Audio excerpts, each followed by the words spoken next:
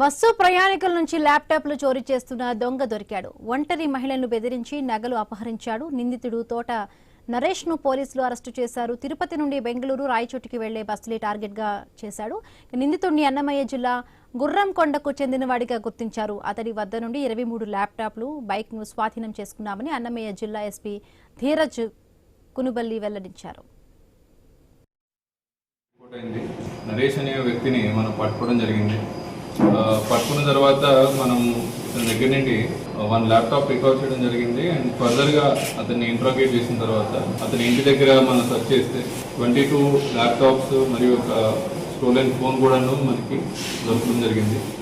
ఇందులో ఇతని main modus ఆపరండి Bengaluru to Tirupati వెళ్ళే బస్సెస్లో జనాలతో పాటు పబ్లిక్తో పాటు ఎక్కి వాళ్ళని అబ్జర్వ్ చేసుకొని ఎవరైనా సరే ల్యాప్టాప్స్ కానీ ఫోన్స్ కానీ వాల్యుబుల్ ఫోన్స్ ల్యాప్టాప్స్ ఏదైనా పట్టుకొని వెళ్తే వాళ్ళు పడుకొని ఉన్న సమయంలో ఆ ల్యాప్టాప్స్ని తీసేసి బయటికి నియర్ బై స్టాప్ ఎక్కడైతే ఉంటుందో ఆ స్టాప్ దగ్గర దిగిపోయి తిరుపతిలోని వేరే వాళ్ళకి అమ్మడం జరుగుతుంది. ఇప్పటిదాకా 23 ల్యాప్టాప్